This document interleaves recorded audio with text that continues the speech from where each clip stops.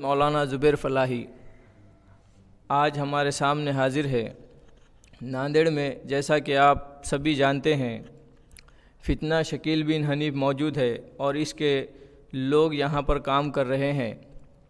اظہر شکیل بن حنیف کے بارے میں جب پتہ چلا تو مولانا نے تعاقب کیا اور ہم سب جانتے ہیں اس کو انجام تک پہنچایا۔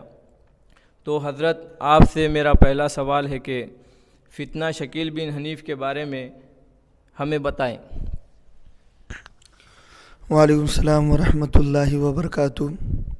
سب سے پہلے اللہ کا شکر ہے، کرم ہے، احسان ہے کہ اس نے ایک دین کی خدمت کا موقع دیا۔ جیسے ناندیڑ میں ہم تمام جانتے ہیں کہ بہت سارے فتنے ابھی سرگرم ہیں۔ فتنہ شکیل بن حنیف ہے، فتنہ اہل قرآن ہے، فتنہ گوہر شاہی ہے۔ ہم تمام علماء کو چاہیے کہ وہ ان فتنوں کا تعاقب کرے۔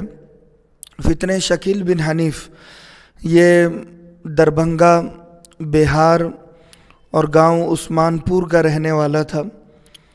یہ شروع میں دعوت و تبلیغ کے کام میں لگا۔ جیسا کہ ہم تمام کو معلوم ہے کہ جماعت میں بہت ہی ہمدردی سے، محبت سے لوگوں کے ساتھ رہا جاتا ہے، اور بھولے بھالے مسلمان جو محنت اور مزدوری کرتے ہیں وہ اللہ کے راستے میں نکلتے ہیں دین سیکھنے کے لیے، کلمہ سیکھنے کے لیے، دعائیں سیکھنے کے لیے، اور اللہ اور اس کے رسول کی دعوت دینے کے لیے۔ یہ بیچارے اپنا گھر بار چھوڑ کر، بیوی بچے چھوڑ کر، ایک اللہ کو راضی کرنے کے لیے در بدر اس مسجد سے اس مسجد یہ اللہ کا پیغام لے کر اللہ کے بندوں تک جاتے ہیں۔ جب اس نے دیکھا کہ یہ راستہ بہت ہی آسان ہے لوگوں کو بہکانے کے لیے، اور مقبولیت اس جماعت کی بہت زیادہ ہے، بغیر پبلسٹی کے، بغیر ایڈورٹائزمنٹ کے، نہ کوئی ٹی وی پر ایڈورٹائزمنٹ ہے، نہ اس کی کوئی ویب سائٹ ہے، بزرگان دین کی دعاؤں کا نتیجہ اور علماء کی رہبری و سرپرستی اس کام کو ہمیشہ سے رہی ہے۔ تو 4 سال اس نے دعوت و تبلیغ میں لگائے۔ ہم اگر کسی بھی فتنے کو دیکھ رہے ہیں تو ہمیں اس فتنے کا بیک گراؤنڈ چیک کرنا چاہیے۔ تو شکیل بن حنیف کو جب ہم دیکھتے ہیں تو پتہ چلتا ہے کہ بچپن میں وہ ہارڈ ویئر کی دکان میں کام کرتا تھا، اس کے بعد وہ محنت اور مزدوری کرنے لگا۔ جب اس نے اتنی تعلیم حاصل کی ہے اس کے باوجود وہ جاب لیس رہا، نوکری اسے نہیں ملی، تو وہ پھر اللہ کے راستے میں جب وہ گیا اور جا کر اس نے دیکھا کہ بھولے بھالے مسلمان ہیں تو اس نے بہکانا شروع کیا۔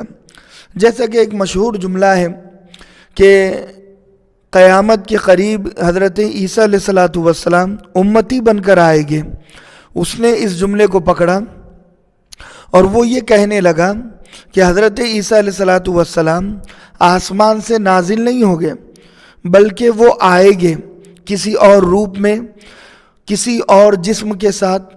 جو عیسیٰ علیہ السلام زندہ آسمان پر اٹھائے گئے تھے وہ عیسیٰ علیہ السلام اب نہیں آنے والے، نعوذ باللہ، نقل کفر نباشت۔ اب جو عیسیٰ علیہ السلام آنے والے ہیں وہ میں ہی ہوں۔ اس نے سب سے پہلے امام مہدی ہونے کا دعویٰ کیا دلی میں، لکشمی نگر میں۔ سب سے پہلے وہ محلہ نبی کریم میں رہا کرتا تھا، وہاں سے اسے بھگایا، پھر لکشمی نگر میں اس نے اپنی پناہ لی، پھر لکشمی نگر سے اسے بھگایا تو پھر مہاراشٹر کے اورنگ آباد میں اس نے اپنی پناہ لی اور بھولے بھالے مسلمانوں کو بہکایا، اور ایک بڑی جماعت اس نے تیار کر دی۔ آج ہم دیکھتے ہیں کہ داڑھی ہے، ٹوپی ہے، مولانا ڈریس ہے، اور ماشاءاللہ سلام کلام اور اخلاق سے وہ لوگ پیش آتے ہیں اور قال اللہ و قال رسول کی باتیں کرتے ہیں، اور دیندار ان کا چہرہ ہمیں نظر آتا ہے۔ ہر شخص دھوکے میں پڑ جاتا ہے کہ یہ آدمی یہ تحفظ ختم نبوت پر حملہ کرنے والا نہیں ہے، یہ کچھ بھی ہو جائے اللہ کے نبی کو تکلیف نہیں پہنچائے گا، مگر اندر سے ان کے چور چھپا ہوا ہوتا ہے، وہ شکیل بن حنیف کو عیسیٰ علیہ الصلوۃ والسلام مانتے ہیں، اور شکیل بن حنیف ہی کو امام مہدی بھی مانتے ہیں، کیونکہ اس نے سب سے پہلے امام مہدی ہونے کا دعویٰ کیا، اس کے بعد اس نے حضرت عیسیٰ علیہ الصلوۃ والسلام ہونے کا دعویٰ کیا۔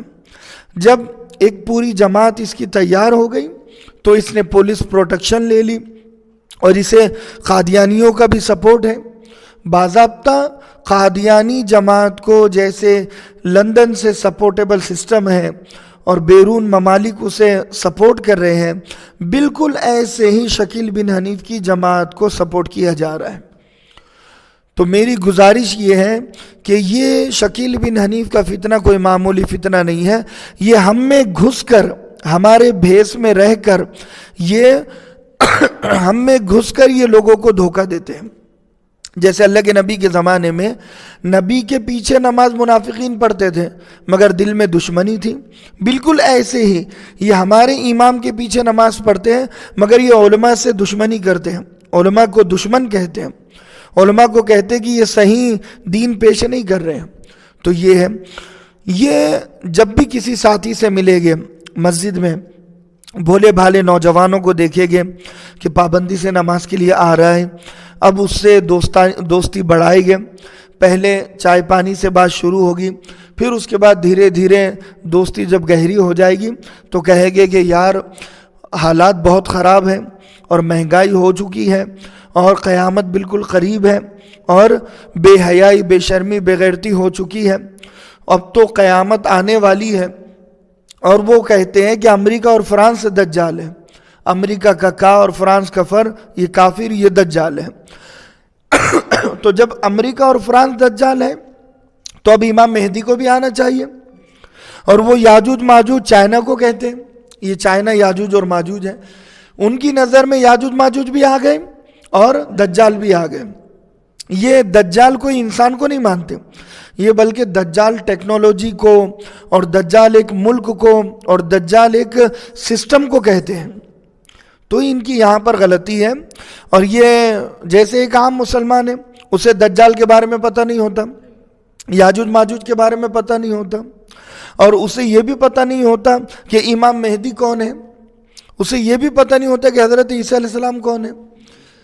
میرا بیان ہوا تھا کھڑک پورے میں، تو ایک بزرگ میرے پاس آئے اور کہنے لگے کہ میں تقریباً 50 سالوں سے نماز پڑھ رہا ہوں، بہت زیادہ بزرگ تھے۔ وہ کہنے لگے مگر میں نے امام مہدی کا نام پہلی مرتبہ کسی مقرر کی تقریر میں سنا۔ تو لہٰذا اس کا اندازہ ہم لگا سکتے ہیں کہ ہماری نظر ان چیزوں پر، امام مہدی، حضرت عیسیٰ علیہ السلام، دجال، یاجوج ماجوج، اور یہ ان چیزوں پر ہماری نظر نہیں ہونے کی وجہ سے یا کمزور ہونے کی وجہ سے، ایک عام مزدوری والا مسلمانوں کو یہ ساری باتیں معلوم نہیں ہوتی، اس کا یہ فائدہ اٹھاتے ہیں۔ تو یہ فتنہ شکیل بن حنیف ہے۔ اور ہمارا دوسرا سوال ہے کہ قیامت کب آئے گی؟ جیسے کیا قیامت کی جو نشانیاں بتائی گئی ہے وہ قریب ہے؟